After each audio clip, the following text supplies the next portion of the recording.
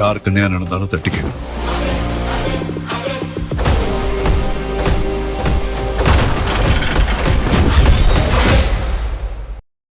வணக்கம். பிவிஆர் பரிதாபங்கள் மாதிரி Z5 web series வந்தாலே நான் குஷியாயிடுவேன் அப்படின்னு நீங்கள் நினைக்கலாம். அப்படிலாம் இல்லை.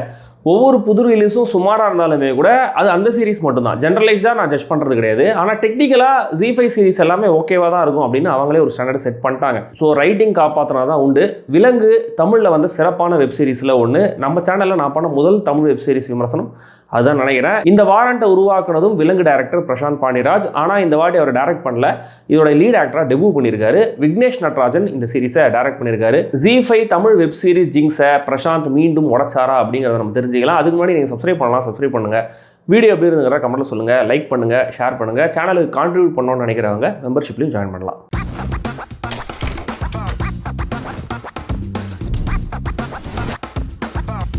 வாரண்ட். பொன்மலை கோட்டை போலீஸ் ஸ்டேஷன். நைட்டு 1 மணிக்கு கான்ஸ்டபிள் கோட்டை கருப்புசாமி ஏதோ வேலையை முடிச்சுட்டு ஸ்டேஷன் உள்ள வராரு. பலரும் அறத்தூக்கத்தில் இருக்காங்க. எல்லாரையும் எழுப்பிட்டு பேசிட்டு லாக்அப்பில் இருக்கிறவங்களுக்கு சாப்பாடு எடுத்துகிட்டு போகிறாரு. அதே நாள் அந்த லாக்அப்பில் இருந்தவங்க ஆல்ரெடி கோட்டை கருப்புசாமி கையால் சம்மடி வாங்கியிருக்காங்க அப்படின்னு நம்மளுக்கு சொல்லப்படுது.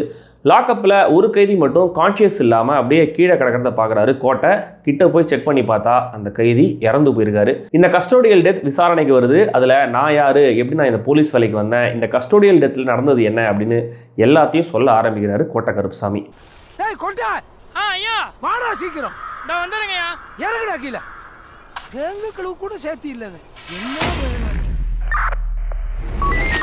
விலங்கு ஒரு சீரியல் கில்லிங்கை மையமாக வச்சு சொல்லப்பட்ட கதை.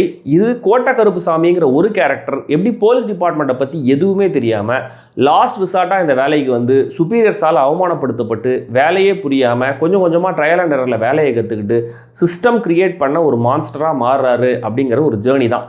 இந்த சென்ட்ரல் கேரக்டரை ரொம்ப ஸ்ட்ராங்காக எழுதியிருக்கிறதுனால அவரை மையமாக வச்சு எழுதப்பட்ட இந்த சீரிஸும் மோஸ்ட்லி எஃபெக்டிவாகவே ஒர்க் ஆகுது. விலங்கு மாதிரியே இங்கேயும் இந்த போலீஸ் ஸ்டேஷன் ஆக்டிவிட்டீஸில் கொடுக்கப்பட்ட டீடைலிங் செம்ம இன்ட்ரெஸ்டிங்காக இருக்குது. எனக்கு சட்டுன்னு மைண்டில் வந்து அஞ்சாதே படத்தில் வர சில சீன்ஸ்லாம் ஞாபகம் வந்துச்சு. பட் வெப் சீரிஸுங்கிறதுனால இங்கே அதுக்கான ஸ்க்ரீன் டைம் அதிகமாக கொடுக்கப்பட்டிருக்கு. வாரண்ட் டியூட்டினா என்ன, அதில் இருக்கிற சேலஞ்சஸ் என்ன, ஒரு பக்கம் அதை ரொம்ப அலட்சியமாக டீல் பண்ணுற சிலர், இன்னொரு பக்கம் அதை சின்சியராக ஹேண்டில் பண்ணுற சிலர்னு இன்ட்ரெஸ்டிங்காகவே கொண்டு போயிருக்காங்க. போலீஸும் ஒரு காமன் மேன் மாதிரி தாங்கிறத இந்த சீரீஸ்லையும் நிறைய இடங்களில் காட்டியிருக்காங்க. இது இந்த கதையை ரொம்ப கிரவுண்டடாக ப்ராக்டிக்கலாக வச்சிருக்கு. ஹீரோவுக்கு நடக்கிற அவமானங்கள், அதுலேருந்து மீண்டு வர மொமெண்ட்ஸ் ரெண்டுமே எஃபிஷியண்டாக எழுதப்பட்டிருக்கு. தன்னை கிண்டலாக பார்த்துக்கிட்டு இருந்த ஒருத்தருக்கே ஹெல்ப் பண்ணிட்டு வருது முகமது அலி பற்றின அந்த கதை ரெண்டுத்தையுமே இம்பாக்ட்ஃபுல்லாக பிளேஸ் பண்ணியிருக்காங்க. வாரண்ட் டியூட்டியை முடிக்க இந்த கேரக்டர் படுற பாடு ஃபன்னியாகவும் இருக்குது. இப்படியான போலீஸோட நிலைமையை பார்த்தா பாவமாகவும் இருக்குது. ஆனால் இந்த சீரிஸோட மிகப்பெரிய டிஸ்அட்வான்டேஜ் இதோடைய லீட் ஆக்டர் காஸ்டிங் தான். சீரிஸ் கிரியேட்டரே லீட் ஆக்டராகவும் நடிக்கிறது தப்பு இல்லை. என்ன பண்ணுறதுன்னு தெரியாமல் முழிக்கிற காட்சிகளை மட்டுமே அவர் அந்த கேரக்டருக்கு சரியாக இருக்காரு. மற்றபடி இந்த வெயிட்டான கேரக்டரை கேரி பண்ண முடியாமல் பயங்கரமாக கஷ்டப்படுறாரு பிரசாந்த். இதனால் சுற்றி இருக்கிற நடிகர்களுடைய காஸ்டிங்கை கேர்ஃபுல்லாக பண்ணியிருக்காங்கன்னு நினைக்கிறேன். இதில் அருள்தாஸ், ஹலோ கந்தசாமி ரெண்டு பேரும் ஸ்டாண்ட் அவுட்டாக இருக்காங்க. பாலாஜி சக்திவேல், கௌசல்யா, நக்கலைட்ஸ் மீனா, கொடைக்கானல் சரவணா நடித்தவர், ஜட்ஜாக வரவங்க, அருள்தாஸுடைய சுப்பீரியர்ஸ் எல்லாருமே நல்லா கேரி பண்ணியிருந்தாங்க அவங்க ரோல்ஸை. அருள் ஜோதி, நம்ருதா, சாயாதேவின்னு லீட் கேரக்டர் வாழ்க்கையில் வர 3 இளம் பெண்களில் சாயாதேவி கேரக்டரும் அவங்க நடிப்பும் ஸ்டாண்ட் அவுட்டாக இருக்குது. அண்ணனுக்கு ஈடுகட்ட தம்பி ஒரு சாட்டிஸ்ஃபேக்டரியான ஒர்க்கை கொடுத்துருக்காரு. ஏன்னா பிரசாந்த் பாண்டியராஜோட தம்பி கணேஷ் பாண்டியராஜ் இந்த சீரிஸில் ஒரு முக்கியமான ரோல் நடிச்சிருக்காரு. கடைசி எபிசோடில் கம்மியான ஸ்க்ரீன் டைமில் ஒரு நல்ல பர்ஃபார்மன்ஸை கொடுத்துருந்தாரு. ஒவ்வொரு எபிசோடுக்குமான டைட்டிலே ஒரு ஸ்பாய்லராக இருக்குது. ஆல்ரெடி இது ஏதோ ஒரு சீரிஸில் நடந்திருக்கு நினைக்கிறேன், நான் சொல்லியிருக்கேன் ரிவ்யூவில்.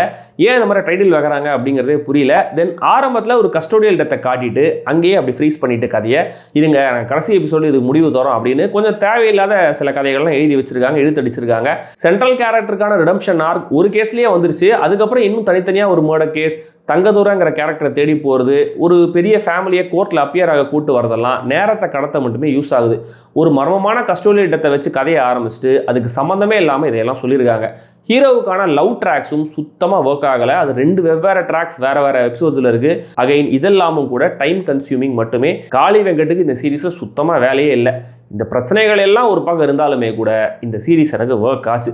போலீஸை விட திருட ஸ்மார்ட்னு காட்டினது, இன்ஸ்பெக்டர் கேரக்டர் எழுதப்பட்ட விதம், குரூஷியலான ஒரு மொமெண்ட்டில் அவர் ரீகால் பண்ணுற ஒரு இன்சிடென்ட், போலீஸுக்கு ஹெல்ப் பண்ணுற செக்ஸ் ஒர்க்கர் கேரக்டர் போர்ட்ரே பண்ணப்பட்ட விதம், ஜெனுவனாக நல்லவனாக இருக்கிற ஒருத்தனை சுற்றி இருக்கிற அந்த ஒர்க் கல்ச்சர் சிஸ்டம் எப்படி வயலண்ட்டாக மாற்றுதுன்னு காட்டின விதம், இந்த காட்சிகளில் இருக்கிற சைக்கலாஜிக்கல் ஆங்கிள், லாக்அப் டெத்தை வச்சு ஹோல்ட் பண்ணப்பட்ட சஸ்பென்ஸ், அதை வச்சு உருவாகிற ஒரு டென்ஷன், வக்கீல் கேரக்டரோட கனெக்ட், இப்படி மைனஸை விட ப்ளஸ் அதிகமாக இருக்குது. முக்கியமாக அந்த கடைசி எபிசோட், அந்த எபிசோடில் கணேஷ் கேரக்டர் கேட்குற கேள்விகள், கோட்டை கருப்புசாமி கேரக்டருடைய டிரான்ஸ்ஃபர்மேஷன், இந்த கதை எய்ம் பண்ண மெசேஜ், இது எல்லாமே அவங்க நினச்ச எஃபெக்டில் சூப்பராக லேண்ட் ஆகுது. இன்ஃபேக்ட் பிரசாந்தோடைய ரொம்ப சுமாரான ஆக்டிங்கை ஓவர்சீ பண்ணுற அளவுக்கு இருக்குது இந்த ஃபினிஷ்.